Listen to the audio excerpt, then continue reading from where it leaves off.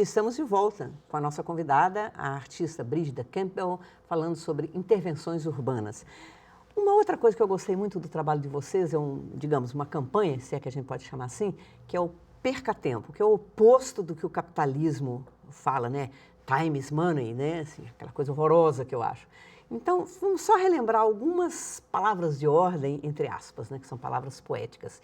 Eu gosto de uma que é assim, perca tempo olhando o desenho das formas das nuvens. Desenhando uma laranja. Dormindo um pouco à tarde. Ouvindo música. Observando o caminho das formigas. Folheando livro de imagens. Tomar sol. Conversar com os amigos. Tomar chuva. Fazer piquenique. Enfim, tem muita coisa boa para a gente fazer para perder tempo, entre aspas, que na verdade é ganhar um tempo precioso para você mesmo, né? Esse trabalho, ele acho que pode ser chamado sim de uma campanha, porque ele nasce justamente da estranheza que às vezes o nosso trabalho tinha na cidade, que as pessoas entendiam o nosso trabalho como se fosse uma campanha publicitária. Porque acho que é a linguagem que as pessoas estão mais familiarizadas, né? Então, quando vi um panfleto ou as nossas faixas, pensa assim, logo, não, isso é uma promoção, isso é um teaser, daqui na frente eu vou receber outra coisa ali e tal. E a gente falou, quer saber? Vamos então logo fazer uma campanha mesmo. Antipublicitária. Né? E aí o Perca Tempo a gente desenvolveu como uma campanha publicitária, que é uma intervenção mesmo, que a gente abre uma faixa no trânsito, no horário de pico, que o trânsito está pior. A gente abre uma faixa, escrito Perca Tempo, naquele mesmo esquema que tem muito, né, na cidade. Distribui os panfletos, né, com 10 maneiras de perder tempo. E tem um botão, né, que é Perca Tempo, Pergunte-me Como. E as pessoas são direcionadas a uma banquinha, assim, onde começa a conversar com a gente. E é justamente essa conversa sobre perder tempo, sobre ganhar tempo, sobre o próprio, como é o tempo na cidade, como é o tempo atual, contemporâneo, né? E é muito legal, porque essas 10 maneiras de perder tempo são, sei lá, são brincadeiras, sugestões, né? E as pessoas falam, não, dormir de tarde não é perder tempo, né? Absurdo. Não, dormir tarde é perder tempo, é coisa de vagabundo mesmo, né? Assim, então são esse debate mesmo, assim, sobre como a gente tem experienciado o tempo na vida cotidiana, que é cada vez mais acelerado, a gente tem que trabalhar sempre mais.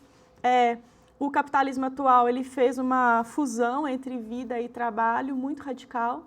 Então, praticamente, a maioria das pessoas trabalha 24 horas, né?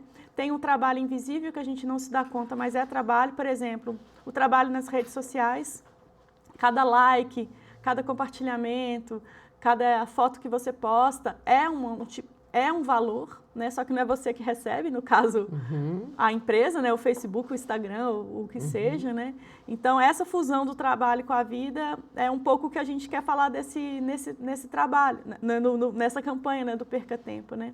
Como que a gente pode ter uma experiência mesmo mais poética, mais lúdica no dia a dia. O encantamento, né? Trazer, que a gente falava, trazer um encantamento para a vida. Agora, Brígida, me explica uma coisa, a relação de vocês com os museus, né? Porque é a arte fora do museu, a valorização do gesto poético na rua. Ao mesmo tempo, nós temos os museus. Recentemente agora, o Rodrigo Moura, que era de Inhotim, está no MASP, e eu vi numa entrevista que ele fala da importância de descolonizar os museus. No caso dele, levar para o MASP a arte indígena, você promover seminários sobre arte indígena. Eu acho isso da maior importância. E me parece que vocês não têm um conflito contra os museus. A arte de vocês seria também mais arte, alguma coisa assim? Como que é a postura de vocês? Na verdade, como você falou, assim, eu não acredito numa relação de oposição, né? Eu acredito sempre num diálogo, né? Se por um lado as instituições são engessadas, e o que me mobilizou a princípio para trabalhar na rua foi justamente a liberdade de produzir o que eu quisesse, sem curador, sem seleção, nem nada. Por outro lado, também, as instituições elas estão cada vez mais também flexíveis, abertas. Elas também têm seus poros, né? Sim, também tem porosidades para entender o que as pessoas estão fazendo hoje em matéria de arte.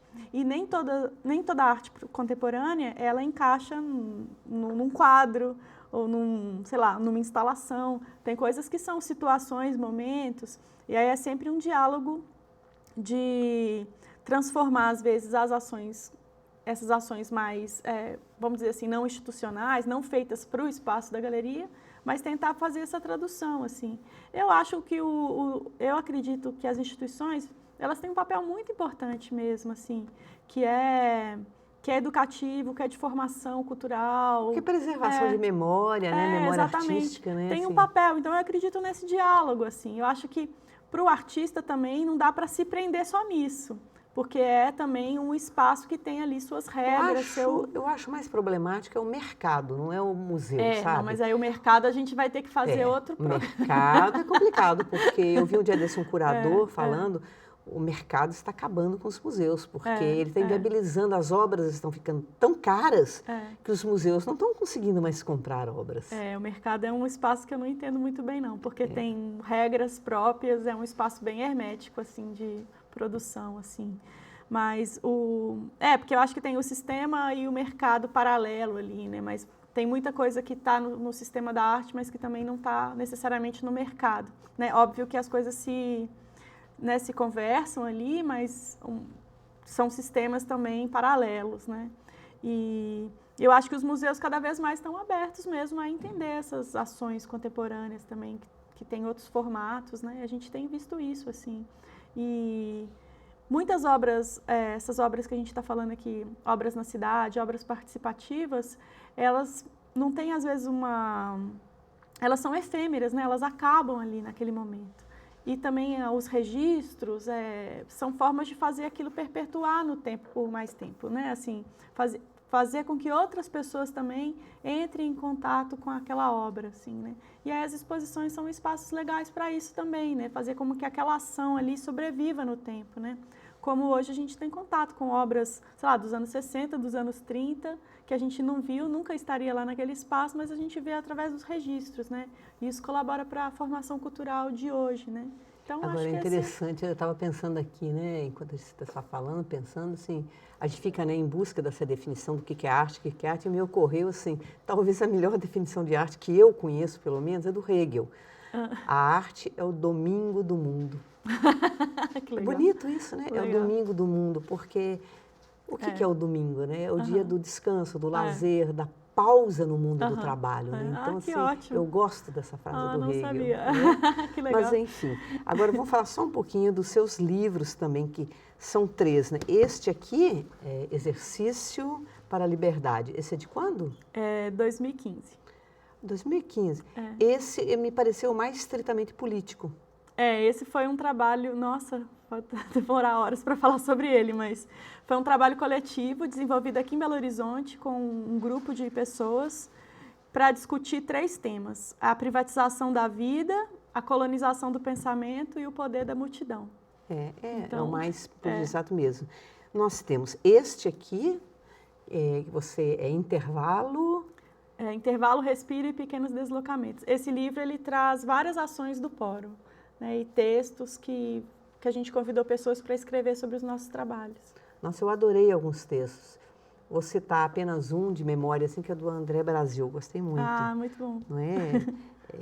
Enfim, é até interessante porque você fala que o trabalho de vocês é uma coisa que não exige, né, igual certas obras de arte contemporânea, que tem que vir até com uma bula junto, porque senão você não entende. Mas quem faz, vocês no caso, a gente percebe uma densidade teórica bem grande. Por trás da simplicidade, uma densidade teórica. Eu acho isso interessante. E esse último aqui é Arte... Arte para uma Cidade Sensível. Esse foi o último livro, né, que eu fiz. Ele é uma coletânea. Tem várias obras dessa natureza, de artistas e coletivos brasileiros, a partir dos anos 2000, que trabalham nessa relação da arte com a cidade ou na arte como uma forma de relação, né? Então, esse livro, eu fiz essa seleção, e aí tem textos que acompanham, né, essas obras. E aí estão queria só dizer assim, todos os livros estão disponíveis para download. Isso que eu queria saber, assim, porque não são livros para serem vendidos, né? Alguns, inclusive este aqui, se não me engano, esse último que você citou, A Arte para uma Cidade Sensível, foi resultado de esse foi um prêmio que eu ganhei para produzir e imprimir o livro. E uma das regras do edital é que o livro não pode ser vendido. Mas ele pode ser baixado. Ele pode ser baixado. Então, ele tem o e-book, né? Tem a versão digital, que qualquer pessoa pode dar o download. Tem um endereço? Tem. É o site de vocês? No meu site tem, brigidacampbell.arte.br. E se tem e o site do Poro? Do Poro é poro.redezero.org. Também está lá? Não. Esse não. Esse o Poro, não, Esse não. O livro não, né? Mas assim, mas porque, o site do Poro é interessante, que é uma miscelânea, né? Eu entrei lá, eu me perdi de uma forma muito agradável, né? Mas assim, é muito bom, muito interessante. Miri, porque eu tenho assim, eu como artista, eu tenho trabalhado em várias frentes. Tenho o meu trabalho com o Poro, né? Que é esse trabalho de intervenção urbana, com o Marcelo, que já tem mais tempo. Tenho o meu trabalho individual também, que eu estou desenvolvendo. Então, o Exercício para a Liberdade, ele faz parte dessa meu lado solo. E tenho o meu trabalho também como pesquisadora, que aí o Arte para uma Cidade Sensível, ele vem desse lado mais da pesquisa, que não é óbvio que tem a ver com o meu trabalho pessoal, porque eu parto de uma série de interesses que são pessoais, né, que estão impressos no meu trabalho como um todo. Mas é um trabalho assim mais teórico, mais crítico dentro desse campo aí que eu gosto. E eu tenho assim como princípio sempre o compartilhamento. Eu adoro a ideia de cultura livre, a ideia do Creative Commons. Acho que talvez aí seja o contraponto com o mercado mais forte. Isso. Então todas as nossas produções, os panfletos, os livros, tá tudo para download. E que entra em conflito, né, numa boa assim, com a ideia de autor, né, aquele autor que assina, que é responsável, enfim, que é uma coisa do século XIX. Mas enfim, eu vou ter que...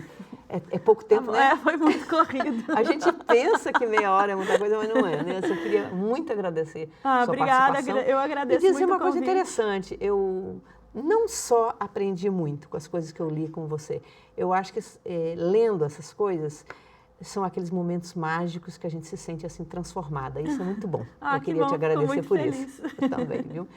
E agradecer também a atenção de vocês que nos acompanharam até aqui e convidá-los para uma próxima conversa na próxima terça-feira. Então, até semana que vem.